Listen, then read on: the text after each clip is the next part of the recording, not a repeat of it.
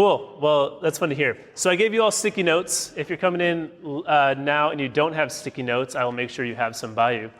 But what I want to do is I want you on these sticky notes, first of all, right now to write down what is the number one financial pain point for you and for your practice. Like if you think financially for me in the practice right now, this is the thing that is bothering me. This is the thing that I think about.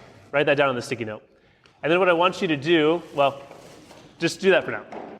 All right, so if you just came in, what we learned from our group here is that we are mostly group practice owners, mostly insurance-based, and mostly W-2. That's the majority. We have a mix of all that. Just get the feel for the room, all right? That's kind of the majority of our audience here. All right, so anyone want to share what their financial pain point is? We'll just take 2 or 3. Yeah, you have to pay more for everything, but your rates don't change. That is a really hard part of the industry. Yeah, for sure. Anybody else? One more? Yeah. Lack of significant profit. Yeah, it is a low margin industry. That's not news to you guys, but just to validate that. Yeah, for sure. Good. These sticky notes, what we're going to use these for is, this is called a parking lot, and we'll use our walls or your tables as a parking lot. As you have questions during this time, write them down on the sticky note, and then we'll have a time at the end and throughout where we take a look at our parking lot. So any questions you have, if you want to stick them on the walls, I'll just grab them while we're talking. Or if you want to stick them on the end of your table, pass them down. We can just kind of get to our questions then. So as you're just listening, as you're hearing, write down questions, put them on those sticky notes, and put them either on the wall or the end of the tables, and then we'll make sure we get to those either at the end or through the presentation. All right, great. So here we go. This is what we're going to talk about today. We want to maximize profit. We want to avoid common financial pitfalls. And we want to get some solutions going that are going to ensure our profit stays healthy. How does this sound? This good? We like this? All right, good. Yeah, so far so good. All right, what are you going to leave with? These are my gifts to you.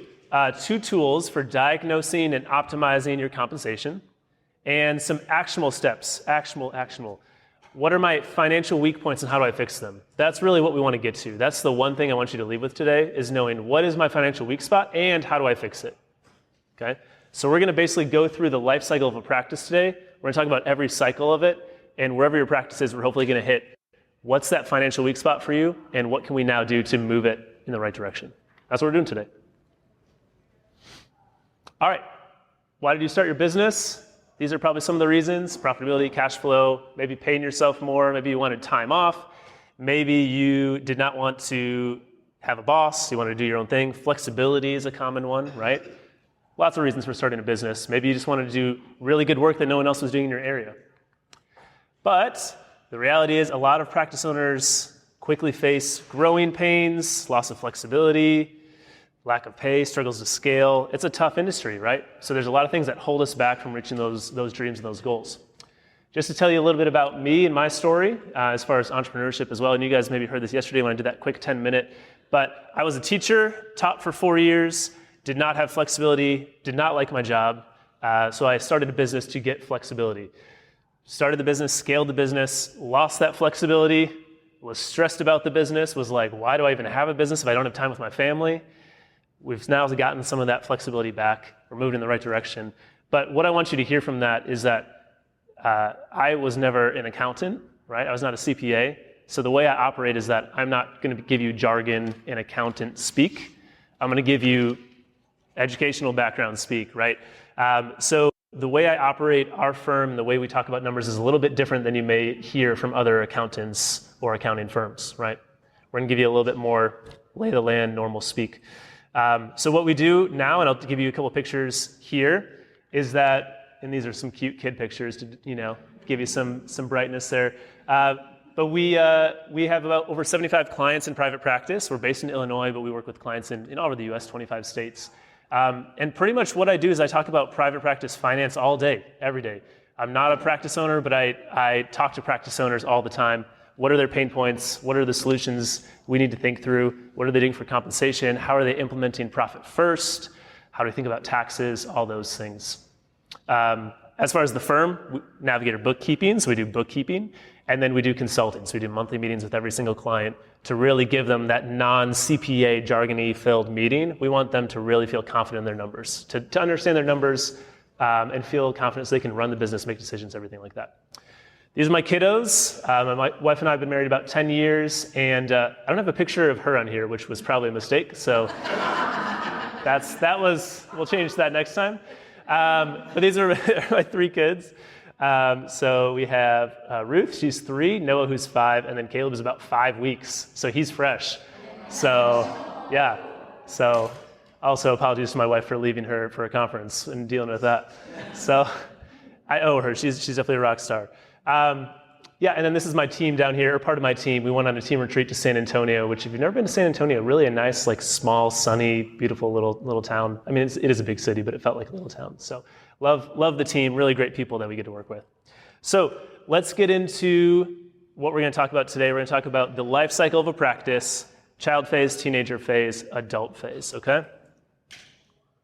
So let's start with each of these. We're going to talk about what's kind of going on in that phase, what the pitfalls are, and then what the solutions are, okay? So I'm going to give you the same thing with each of these.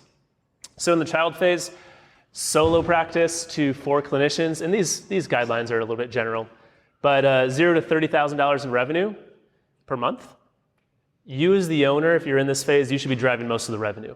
You are the most profitable person in the practice. You're probably the most desirable. Brent was just talking about personal brand. You're probably the most known in the community, in the area. So this is where you as the owner are really trying to drive things forward, get that cash in so you can potentially scale up. Now, some people stop at this phase, right? Some people are like, hey, I just want to be a solo practice owner, and that's great. It's super profitable. It's pretty straightforward. The only downside is that you have to do all the work. If you go on vacation, there's no revenue that comes in, right? So there's good and bad with that, as with all stages. But a couple things you want to be thinking about as you are in this stage. Number 1, make sure that whatever pay structure you set up is sustainable for the long term. This is usually where your margins are going to be the best. You're going to have really nice profit margins.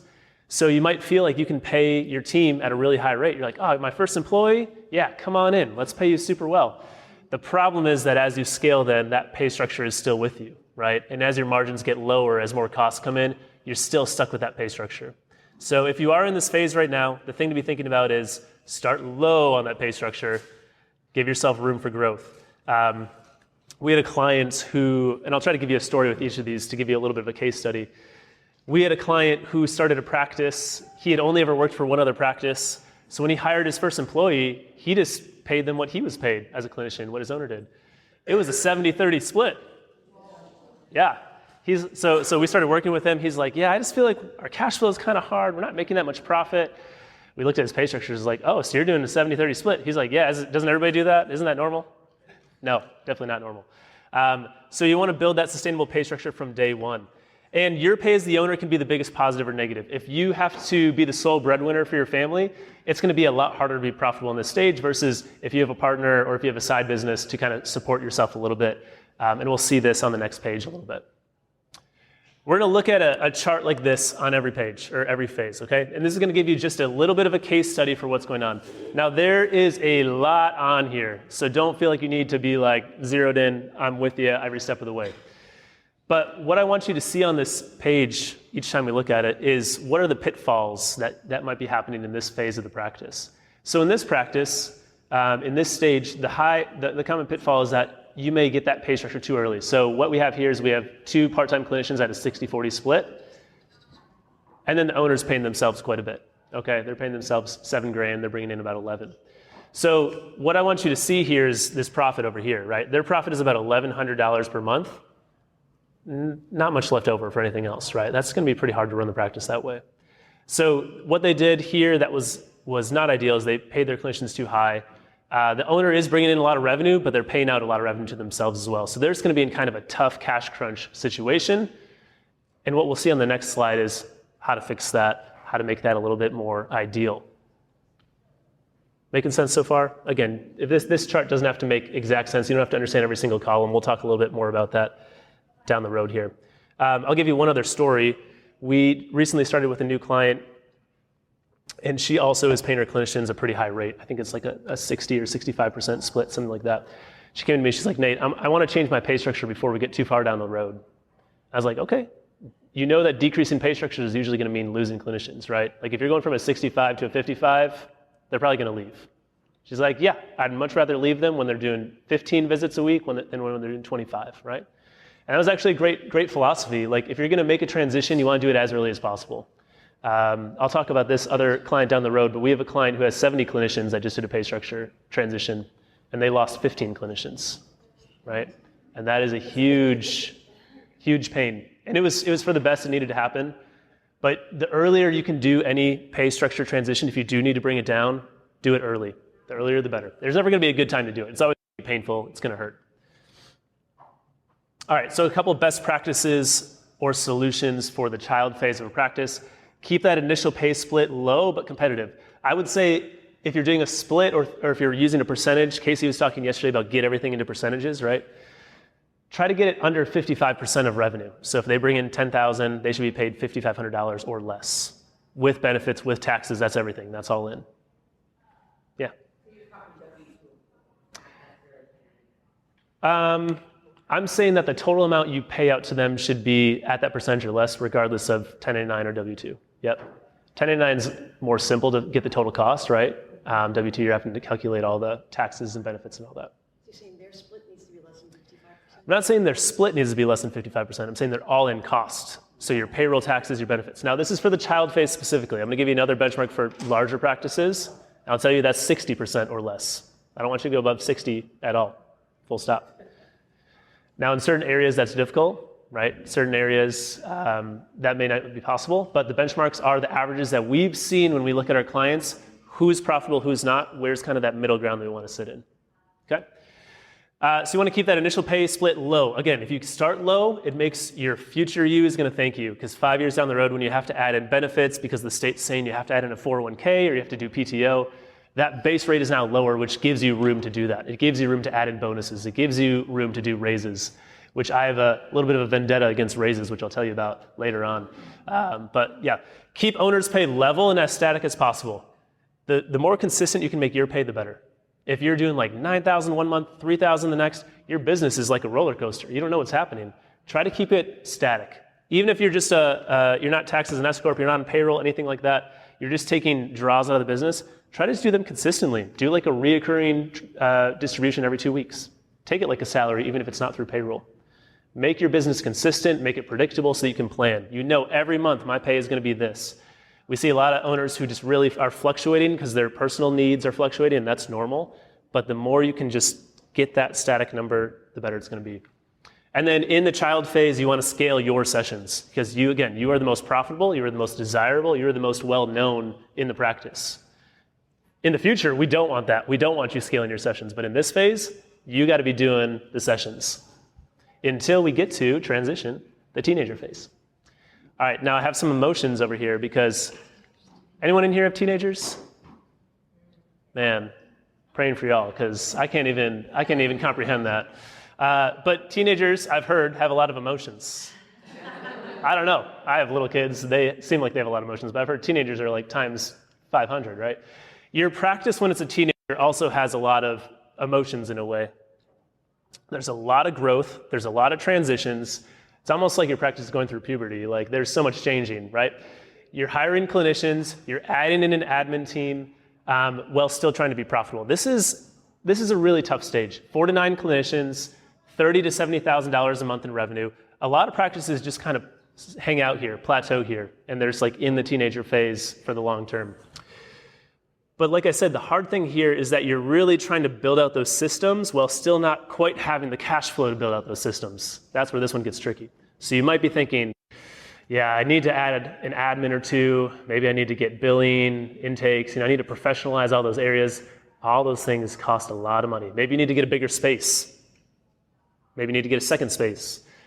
Maybe there's a state mandate where Illinois has this, where I'm from. You have to have a 401k if you have 5 employees or more. So all of a sudden you have to have a 401k. Chicago itself, the city, requires you to have PTO for your team. So maybe now you get to a certain size where you have to have PTO. There's a lot of mandates like that are happening where earlier, when you're smaller, you're not hitting those requirements yet, but now you're scaling up, all of a sudden, oh man, PTO, 401k, there's all these big costs for our therapists that weren't there before. So again, this is why that base rate that you're paying your therapist is so important. Like I said yesterday, that is the foundation of everything else you do in the practice. If your base rate starts high, you're going to have a hard time being profitable. If your base rate starts low, it gives you space to add in those mandates, add in those benefits, add in that PTO, all those things. So manage those rising expenses. We like to say that your admin costs and your rent should be about 5% of revenue. Now there's a range there. Rent's usually 4 to 9%. Admin can be 3 to 7%, but the average is about 5% for each. So in your practice, just a benchmark for you, admin should be about 5% of revenue monthly, and rent should be about 5% of revenue monthly. Just national benchmarks for you based off all of our practices, so you have something to kind of base your practice off of. Hopefully that's helpful. Keep your therapist pay competitive within that 60% or less total cost. And this is a really hard part. You are trying to transition yourself out of being the main breadwinner for the practice. So instead of you doing all the sessions, now you're trying to get that team to scale up. And this is a hard transition to go through. Here's our clinician profitability tool again, looking at a practice. Their pitfall here is that they've now added health and 401k. Anyone ever done that? Stack some benefits up. Your therapists are saying, hey, I actually need a health plan. Hey, I actually need a 401k. You're like, yeah, cool. Not a big cost, a couple $100s a month. You start scaling up, you get 7 employees. You're like, how am I paying $5,000 a month for health? What happened? Yeah, we just talked to a practice owner, and he's like, yeah, I had an employee come to me. She's like, hey, can my daughter get on your health plan? He's like, oh, she's young, her health costs are low. Yeah, no problem. Well, you did do it for one employee, you legally have to do it for everyone else, right? So he has a employee who her husband just lost her job. Now he's on the health plan. Somebody with a bunch of kids, they just came onto the health plan. And he's like, Nate, literally my health costs, how did this even happen? It snowballs so quickly, right? So the common pitfall is that you add benefits too early or too fully. Maybe you cover a really high percentage. Maybe you cover 75% of health. Or you cover dependents like that client I was talking about. So that benefits can be a compensation killer. So be really careful about adding benefits. I would say before you add benefits, make sure you use a tool so you know what that cost is really going to look like. And you can kind of forecast out, all right, right now this makes sense. Right now we're profitable. But if we add 5 more employees, how does that cost change? And how do we feel about that? So be careful about those benefits. Those are very sneaky. And then team capacity is the other one. I like to say if you're in the teenager phase, you want to get out of the teenager phase. You want to scale up and get out of this. Because the teenager phase, in my mind, is where cash flow is the most difficult to manage and deal with. So if you're in this phase right now, which if we go back again, 30 to 70,000 in revenue, 4 to 9 clinicians, I would say, if I were you, I would try to do this really well, try to keep it really lean, try to avoid benefits as much as I can, or at least pay a lower rate because we can always stack it up, increase it in the future, but try to get out of it as quickly. Raise those visits, raise that capacity, invest in marketing, get that pipeline really healthy so you can fill up those clinicians and kind of break out of this phase. Just like teenagers feel awkward, this feels like an awkward stage of the business. So this is the time to invest in and move on from there. So some best practices here in the teenage phase.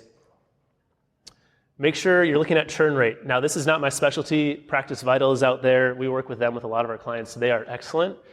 You can use a tool like that to track your churn rate and see, is my team keeping visits? How's that all looking?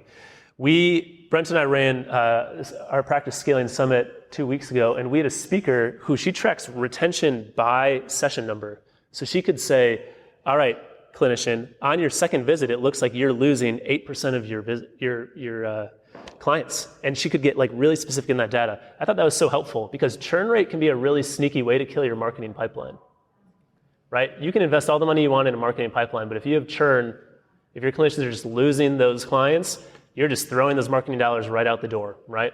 Casey was talking about that a little bit yesterday too.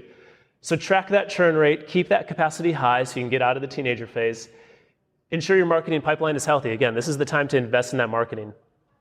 Most practices we see are usually spending around 2%, 3% of their revenue on marketing, just to give you another benchmark. Keep those benefits lean, like we were talking about. And then consider bonuses rather than raises. I told you I have a vendetta against raises. I'll tell you a little bit about this. When you add a raise, can you take that raise away?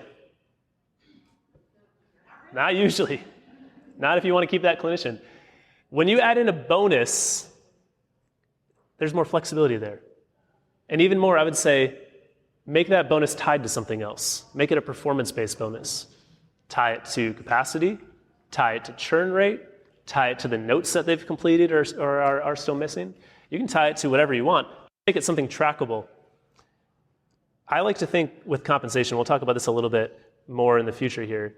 I would much rather pay a low base rate and a really generous bonus than just pay a much higher base rate, right? Because that bonus is going to be tied to something so that when the practice is healthy, the clinician gets paid really well. When they're doing their job really well, they get paid really well. With just a raise or a high pay structure, a high base rate, it's just an anchor on your practice. If the practice goes through a hard time, if Change Healthcare happens, whatever that is, you're still paying out that really high base rate. With a bonus, it's only kicking in when things are going well. So we'll talk more about that in the adult stage here, and we'll talk about some examples there. But I would much rather say we're going to do a 50% split with a $500 bonus monthly than a 55% split every time. Brent's saying I should go look at my Post-it notes. All right. Anyone want to add one to the parking lot? Wow, that was really bright. Anyone want to add anything to the parking lot? Add them onto the walls? I'm going to grab a couple of these.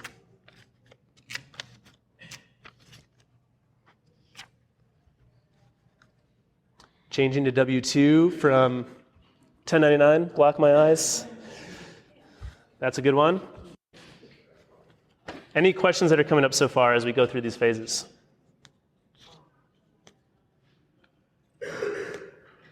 Increasing costs, economy concerns. Increasing costs are a really interesting one. If we go back here, you see this OpEx per clinician? That means operating expenses per clinician. So when your costs increase, your rent increases, utilities increase, advertising increases, we're trying to say your clinicians should cover this cost. They should cover a portion of your operating expenses. Your costs increase, their pay structure is still the same, your reimbursement rate is still the same. So again, this all gets back to if your OpEx increases, the only way to combat that, besides more revenue coming in, is to make sure that your pay structure is really sustainable and reasonable. All right, so we'll talk more about bonuses. I feel really strongly about bonuses. The last 12 months, I feel like most of the conversations I've been having with clinicians or practice owners about their pay structures are about bonuses. They're thinking, I need to give people a raise because the costs are higher. Like you guys said in these sticky notes, increasing costs, concerns about the economy. We need to pay our people more to support them. How do we do that sustainably? Just raising the base rate is not the way to do it. But adding in a really generous bonus can be a great way where they're incentivized, they're paid well, but it's also connected to the practice health. It's a win-win-win. Compared to just a raise, it's just a win for them. Okay? So we'll talk more about that in a little bit here. Let's talk about the adult stage. And this can be a huge range because obviously I'm saying 9+ clinicians, there's group practices with an obscene amount of clinicians, right? So this can get very large. We probably need like a elderly phase or something like that. Stage 4, active elderly, I don't know, because they're still healthy, I don't know. We'll think about that, yeah. In Nashville, the rent is killing me. The market there. Do you talk to your clients through your company about real estate purchase? Because I'm going to come to the end of a 7-year lease. There's no way I want to do that again. Yeah. But I don't necessarily want to shut down. Yeah, 2 thoughts to that, and that's a great thought. And when you're living in an area like Nashville that's growing and expensive, that makes it really tricky. I would use a tool like this to first look at how much can we afford to figure out rent costs, how does that make sense? If we purchase, how does that change our costs? So I do a little bit of analysis there. That'd be my first thought. Secondly, though, there's a lot of practice owners that have bought buildings that are really knowledgeable about it. So I actually would refer you to one of them. If you want 1 or 2 of those, I have some. I'm happy to share names and emails. And that's kind of what they do as a side gig. They help other practice owners buy buildings and navigate that process. So come talk to me afterwards. I'll gladly give you that information. Yeah. No, it's great. And just a side note on buying buildings, I think it's a great strategy. The thing you want to make sure is that you do have a good amount of money saved up before you do that, because the build out can be a killer. We had a practice that built out only 6 offices. I mean, it wasn't like 15 offices. It was $80,000, $90,000. And if you're not ready for that, it just blows away your cash. So just being ready for that, not that that's going to be that expensive for you, but those build out costs always are more than you think they will be. And it will always take longer than you think. So anyways, yes. Great question. I'll connect you with that person. Any other questions? All right, cool. So stage 3, adult. Build savings for tax and emergencies. That's what we want to be doing. As you get bigger, there's more expensive things. You have more people to cover an emergency. If a change healthcare happens, there's more salaries you still need to pay, right?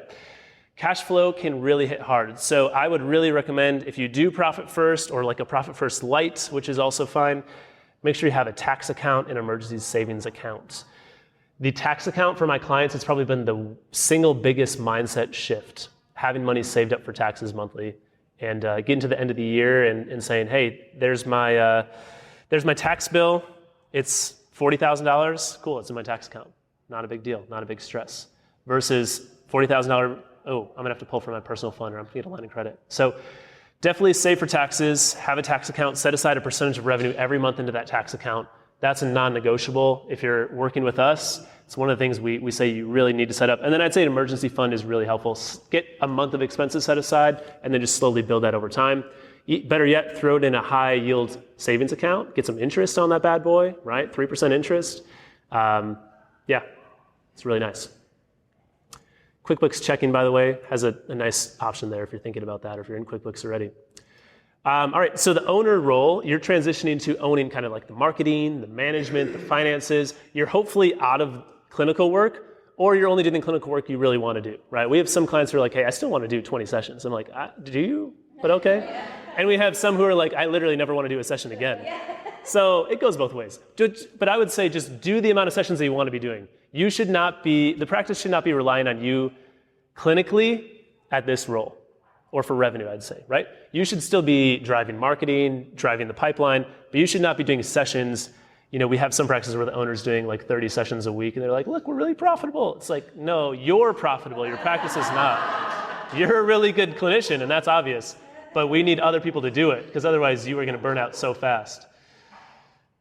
You wanna build up that admin and leadership team without killing margins. And again, bonuses. Have you ever thought about doing bonuses for your admin or leadership team? Yeah. You can structure those bonuses on how many intakes happen, what your AR looks like. Bonuses are cool. There's a lot of options there. Yeah. So this is actually one of my questions is where I struggle sometimes is I feel like clinicians who go to private practice, they expect that they're going to get a percentage split and there's no like, you know, out in the normal world, like, you know, they're not expecting their annual raise, right? But as you get bigger, right, because I'm in the elderly phase, your support staff a lot bigger. Yeah. And they're coming from like the real world. You know what I mean? And they're like, well, where's the annual raise? And I'm really the first time I was like, oh shit, that's a good thing. Yeah. I need to be thinking about. Yeah. So like, do you have any suggestions around that? Like, should we just always be tying to bonus? Because I feel like unless you plan on continuing to grow, I mean, what we get like insurance increases once every like 27 years. Right. It's sadly accurate, yeah. Right. Yeah, no, I mean, that's exactly it. In any other, or many other industries, their revenue keeps increasing so they can keep giving raises, right? For you all, like you're saying, your revenue stays the same, so if you keep doing a raise, just pretty soon that profit margin is non-existent. So yeah, that's why I'm so anti-raises. So I'd say, yeah, just as the longer they stay, give them better bonuses. If they're doing great work, if they're adding tons of value, just like be really generous with that. And as long as they're meeting those marks and growing, maybe you're giving them different responsibilities, maybe they're taking on more leadership roles, I would still structure it with that. So I know I'm being kind of black or white on that as far as like no raises, but I just don't see a way you can give raises. Like if you give 3% every year, there's no profit left. So 7,000 clinicians at some point, like yeah, no, yeah. One of the things that we do for raises is we come up with a policy beforehand. So we look at what it's going to do financially beforehand, and then when we bring people on, we tell them, here's how we manage raises, here's how we handle it, here's how you can earn that. And then you've got people working towards that. Yeah.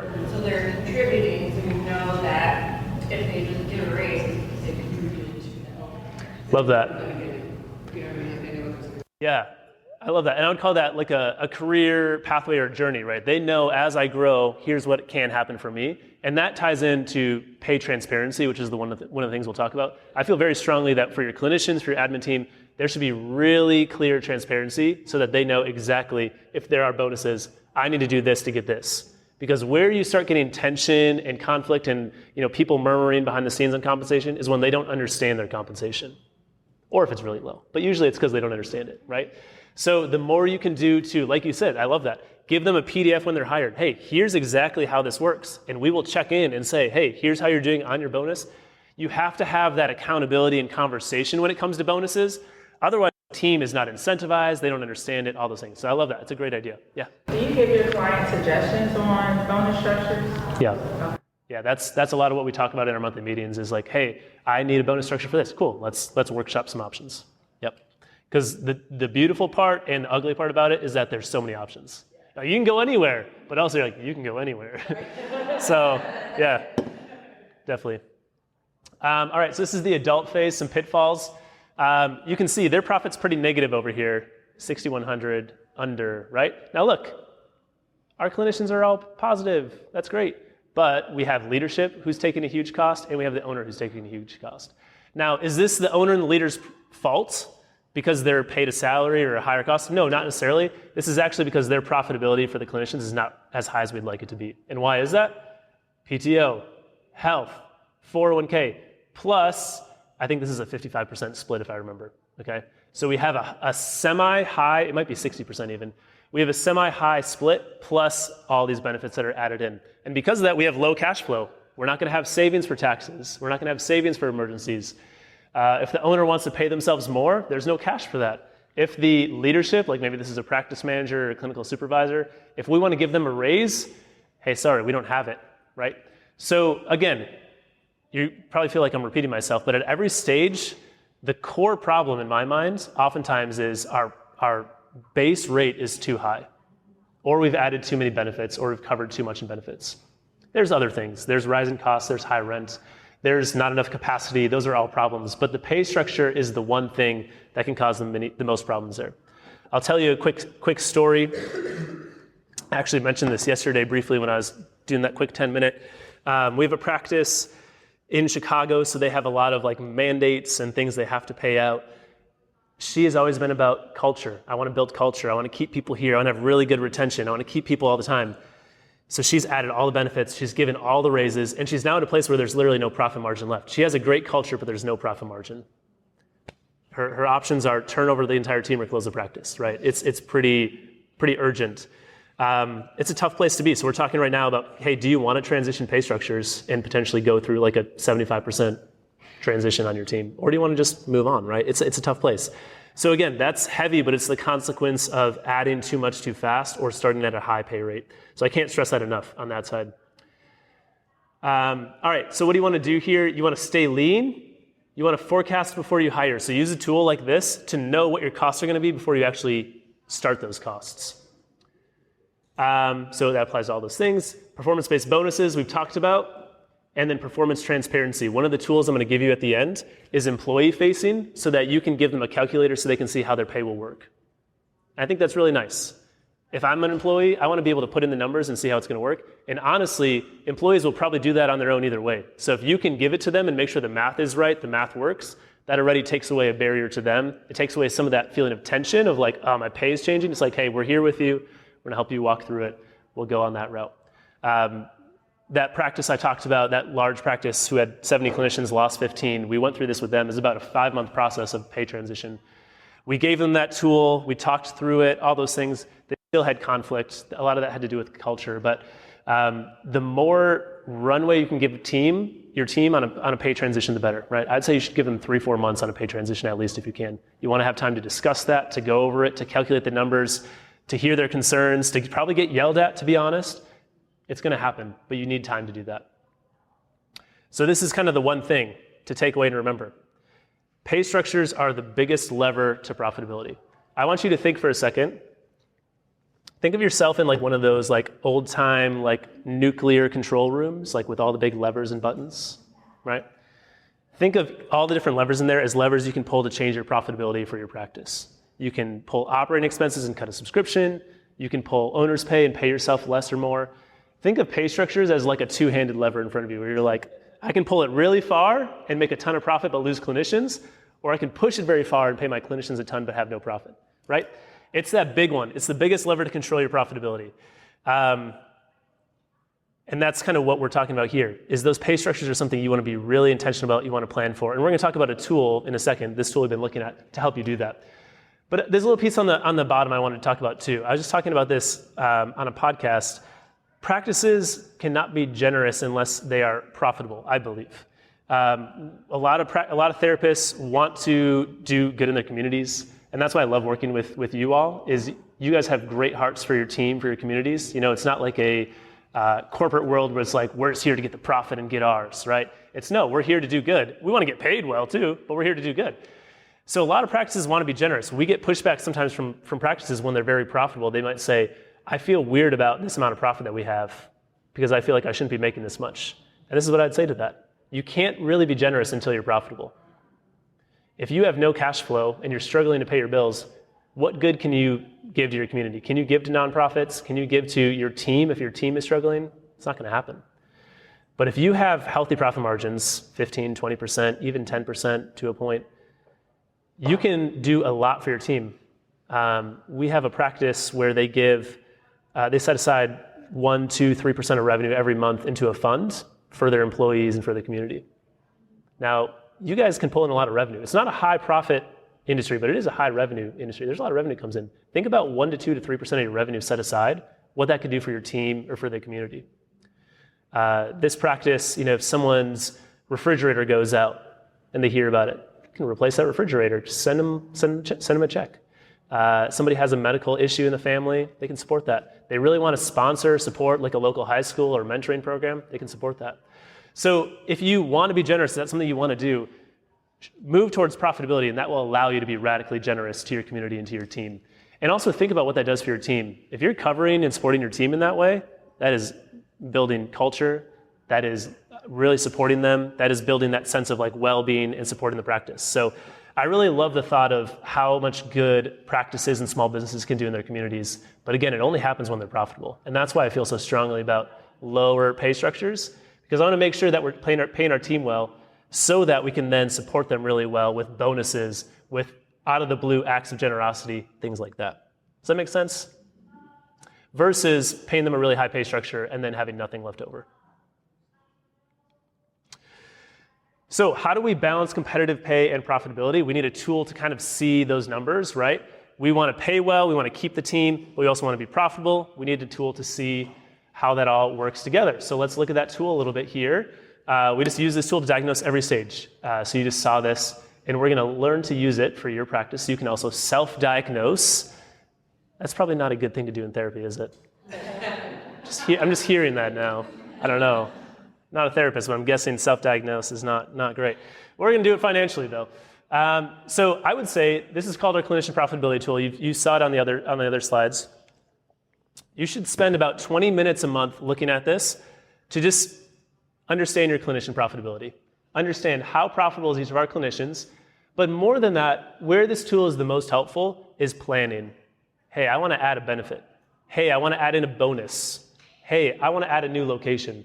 This tool is what you want to use for that. This is helpful for looking back and seeing like how profitable were each of my clinicians in February, for example. Looking at some nice averages, what's our profit per visit, what's our revenue per visit, all those things. But this is most helpful for planning. We use this month in and month out with each of our clients. So I'm going to give you this tool at the end, by the way. Don't worry, you'll get this. And there's a how-to video on it. But how we want to use this is if we're talking about bonuses, right? Like we were, performance-based bonuses. All right, should we add in a $300 a month bonus or a $500 a month bonus? This is what you want to use to look at that. Otherwise, how do you even figure that out, right? It's a lot of back-of-the-napkin math.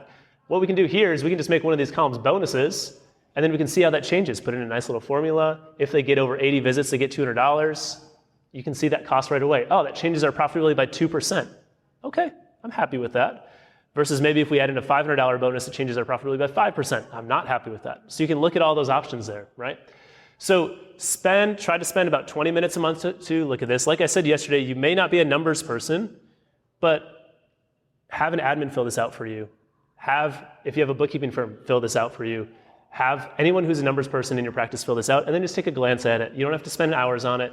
All right, who's doing well? Who has a high capacity? Who's maybe kind of a pay structure that doesn't make sense? We have practices all the time who they look at this and they're like, all right, this person right here is negative. Should I fire them? No, you shouldn't fire them if they're negative here. This column here is telling you how much the practice is actually making. So part-timers will be negative on here often. It just means they're not covering their share of the expenses as a part-timer, and that's okay.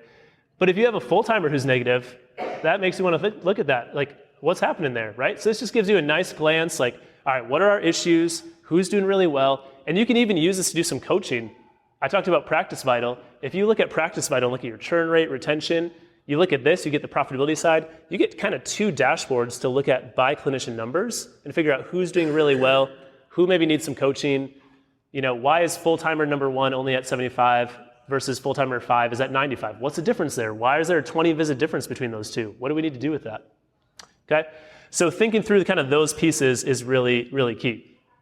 I'll come back to this tool in a second if you have questions. And then this is the other tool that I mentioned. This is our clinician-facing tool. So if you're going to make any pay changes, this is really nice.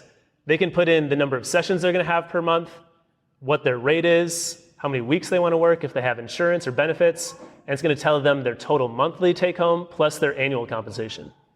So this is really nice on that clinician-facing side, if you're going to do any pay changes especially. All right, here's that tool if you want it. The clinician compensation tool. It also has a how-to video, so it has a little tutorial on there so that you can watch a video on how to do it, how to use it. And I'll say too, if you have questions on how to use it, if you run into roadblocks, shoot me an email. I'm happy to troubleshoot with you if that's not a problem. Like I said, I'm a teacher by trade, so I love answering questions. So if you have questions, just shoot me an email. I'll be like, best part of my day. I get to answer a random question. Like, honestly, that's great.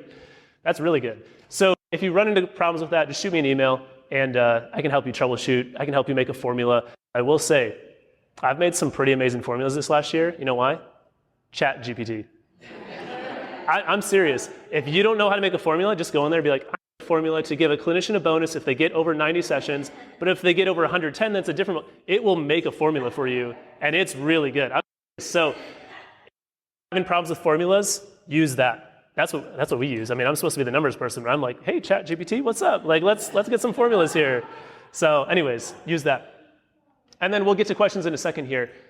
We'll go back to parking lot. But 2 exclusives here for the conference. I mentioned this yesterday as well, but if you have a discovery call in May, so we have about 2 weeks there, and you put the code MYIK in there, you can get your first month free if you do work with us. Like I said, we're going to handle all the bookkeeping in QuickBooks.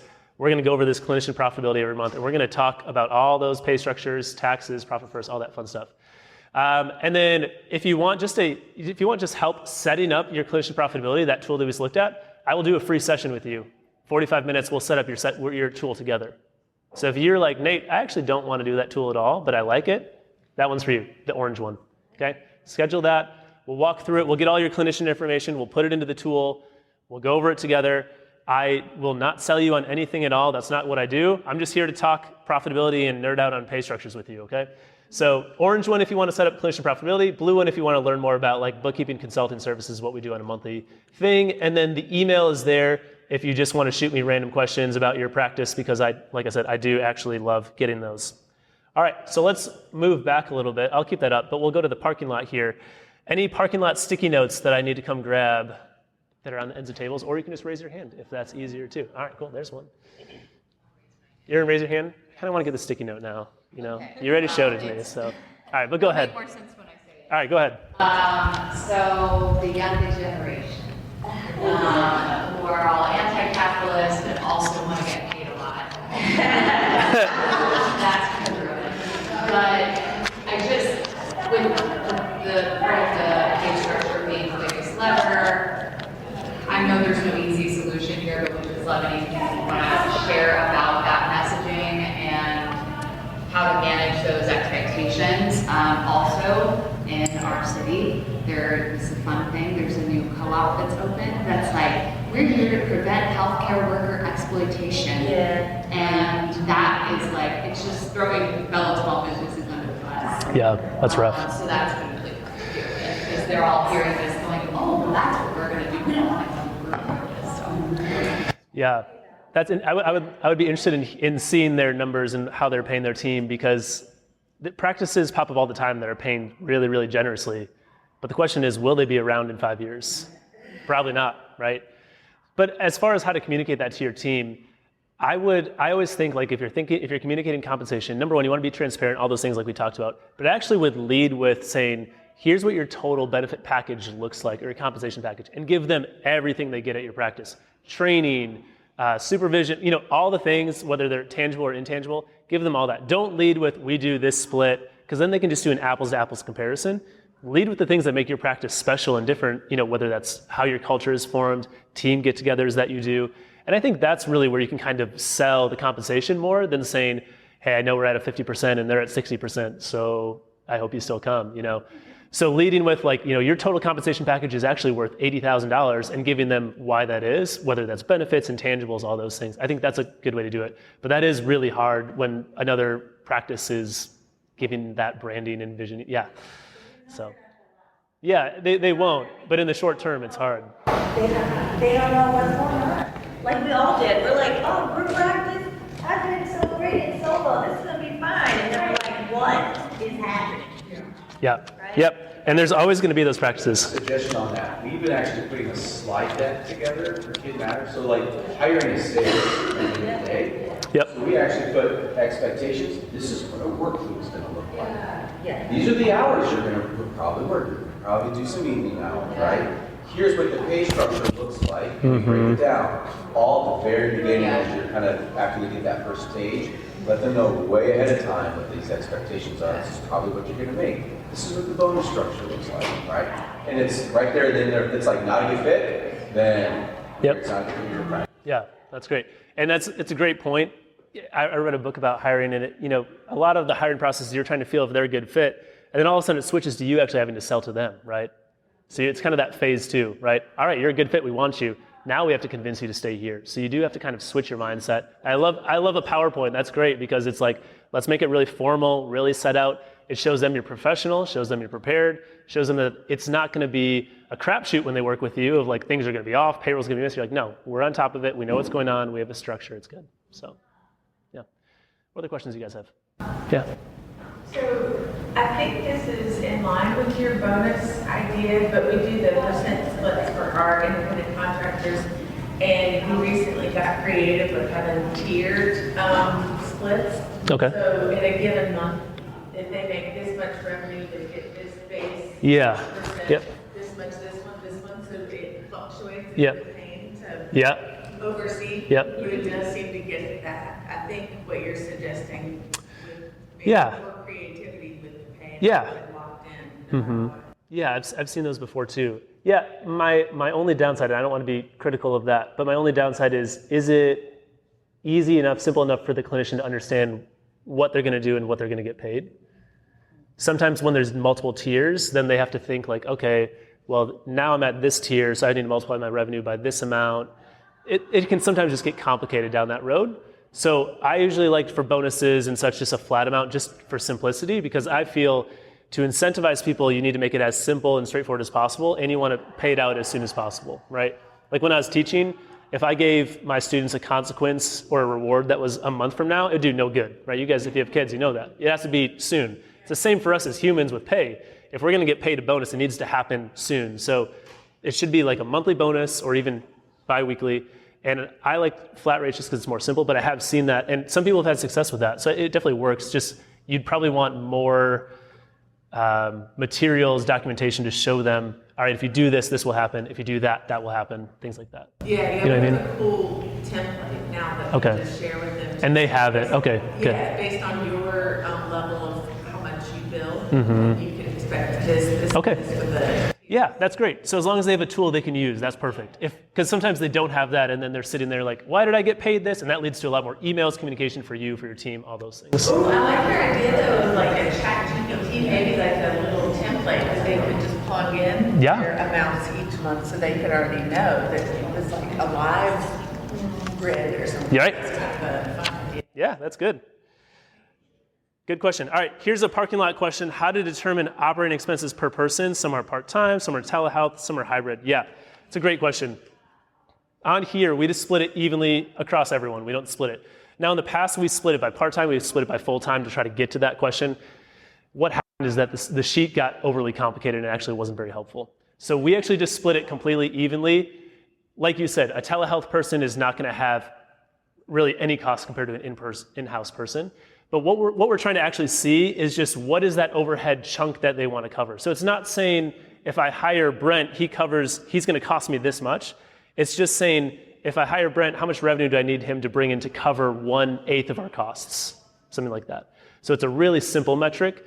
The question that I think this is kind of getting at, right, is like what's the actual cost per person? That's a little bit of actually a different metric. Like what is the space cost? How do we kind of make our rooms work, right? That's a little bit of a different thing. For this, I just want to know what's the total bucket of costs and how much revenue does every person need to bring in to get over that kind of break even of, hey, I need you to bring in at least $4,000 of revenue, otherwise we're not getting our break even. So that can kind of help you with that question of if I hire someone, how much revenue do we need to set in those expectations if they're part-time or full-time? Do they need 40 visits? Do they need 60 visits? And you can use this for that. If we're at a certain rate, certain amount of visits, how much do they need to bring in to get to whatever our desired profit margin is? So a lot of this can kind of work backwards. Casey was talking about that. Set your profit margin and work backwards. You can do that with this. We want 20% per clinician. Cool. How many visits do we need to get to get to 20% per clinician?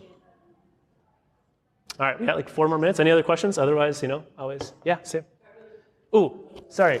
I also have granola bars. Anyone want a granola bar? All right, cool. I'm just gonna hand these out. I know, right? 100%. Anyone else want one? I have so many of these, and I don't want to fly home with them. No, thank you. All right, just don't mind me. Just randomly hand out granola bars. So I run a practice that focuses on serving our season, so we look at everything the world everything. It's like suddenly, already was like that guy that day we were going to go there, suddenly everything was pro sessions, like all this so this is probably running against the same thing that she's talking about. A lot of them are saying, understandably, that because of the weight of what they're holding right now, there's a lot of impact on them as well. That their capacity to be 25 minimum bills sessions per week or really every month, that they're struggling with that. And so, like, kind of like eyeballing the practice and stuff and see what people are doing, you're playing around with numbers and stuff. And it keeps going back to, so because we have bigger take advantage of it. But while in here, if you have found any numbers that you suggest, or I know it's kind of like you're doing there, whether it depends on how many benefits and stuff, but do you see most practices staying around 25? Do you see them functioning well below that? I don't know.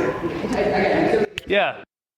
And just make sure I'm hearing your question. You're saying a number of visits per week. That's kind of the expectation. For full-time? Yeah. Yeah. 25 is probably the average. A decent amount of practices will do a range, 22 to 25. We have some that will go as high as 28, but I don't see over 28.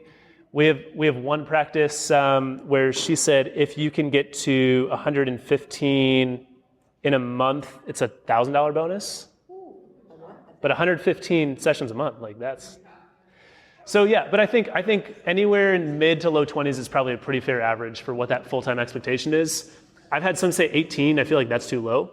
Yeah, that's not full-time to me. So I'd say like 22, 23. That's probably a sweet spot. Is that helpful? Okay. Yeah. I have some clinicians that I will not allow to go over 20. They hang out around 18. Okay. It's because those are, like the majority of those sessions are private pay, DBT sessions with phone coaching, the clients are suicidal, right? So I wanted to offer that as a counterpoint. But that's Okay. not like a general. It's like a specific situation. very Yeah. specific, high acuity Yep. population. And I'm like, I don't think the burnout, Right. right? Yep. Yeah. I mean, I think you got to know your people, right? So you want to kind of base it off of what can your people do. But I think, like we were just talking about, you also want to set those clear expectations when you hire someone so they know, hey, this is what I should be expected to do and go from there. So, yeah. All right, good, guys. Well, I appreciate your time. I will be out there the rest of the day. You have my email. Reach out. Thanks.